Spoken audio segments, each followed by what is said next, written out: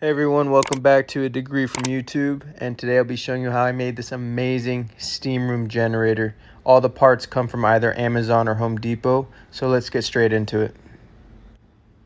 So this is part one of the video. We're going to be filming this in two parts due to the length. It's about 10 minutes per part.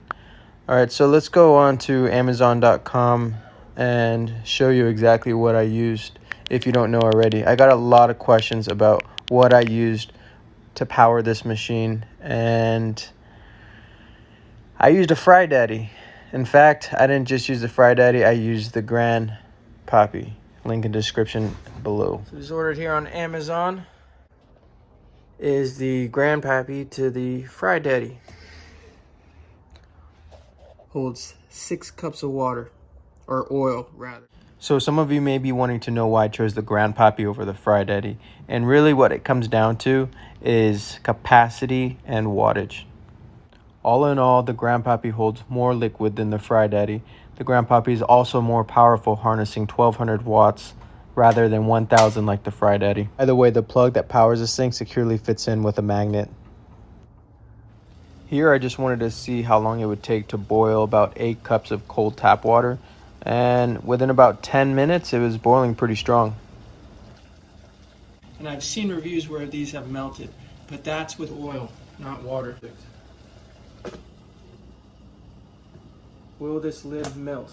Whoa, instantly compresses, okay. So I learned very quickly that this GranPappy lid is not going to be a part of my steam generator. Sadly, I had high hopes for it too.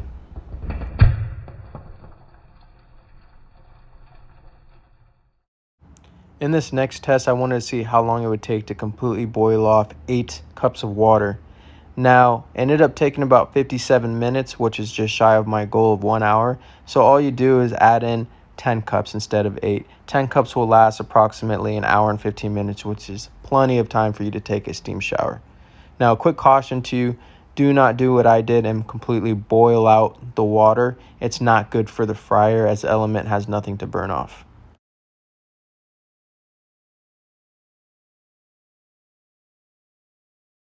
What I found was a Chef Pro.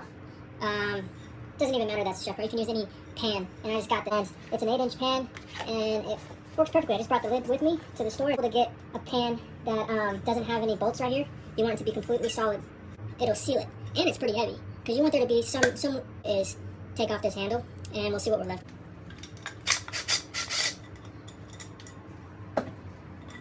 That's better than I thought. Okay, so we're left with the little nub right here. See that? Okay, well that's not what we want. We want this to go. Take this off. Beautiful.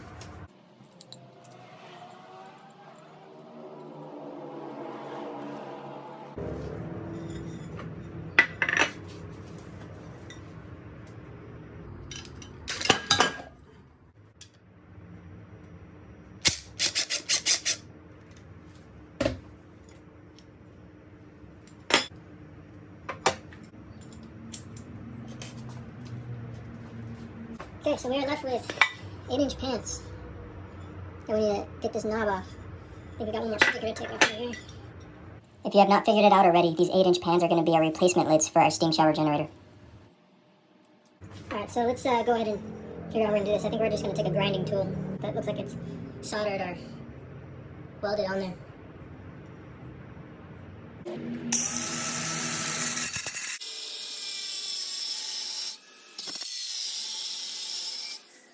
Here I used a 4.5-inch cutoff wheel on my angle grinder to get this job done, which worked out pretty well.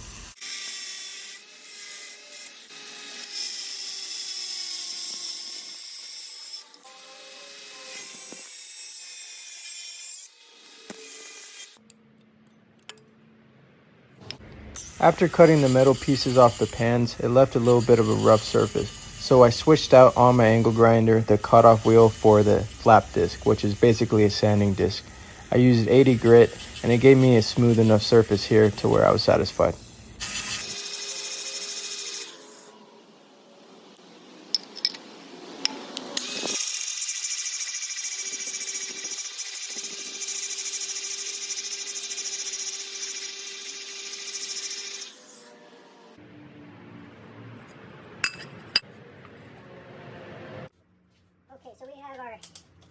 8-inch diameter lid, which is not going to work.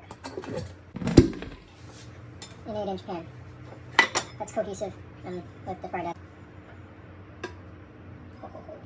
Beautiful. And that'll keep the steam in. And we're going to mount our release valves, or our tubes, right in the center right there. Lid for our steam system holds up.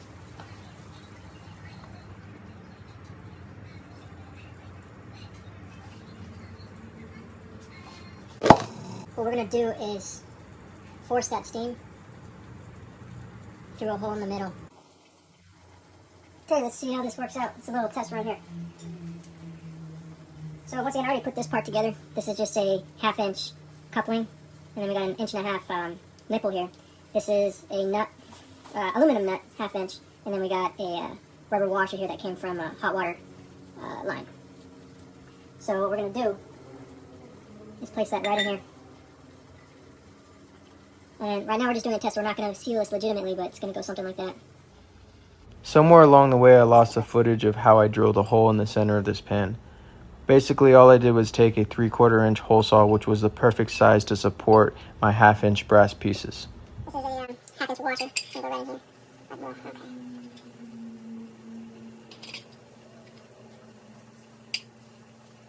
Okay.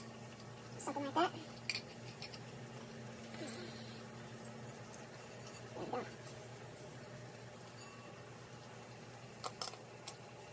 Remember, this is just a prototype right here. I mean, not a prototype, but it's a rough run. We're not going to seal this or glue these things together like this, because we're going to make this According to my bathroom and counter size where this is going to go. Okay, so for this, let's screw in a 5-inch nipple. And let's do an elbow. This is all 1/2 inch, by the way.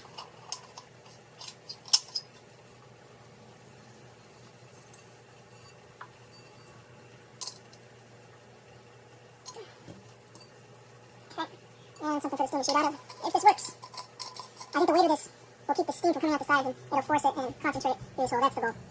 Okay, I'm gonna try. I mean, we got a little steam coming through, not a whole lot.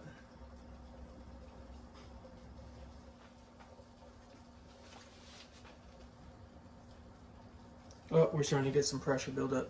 Oh yes, it shoots out. So let's see what happens. This is going to be our cut for the drip, for the condensation. And it's building up, pressure's building up, so our steam's getting better and better. And I don't think we ever would have been able to pull this off with the GranPappy lid.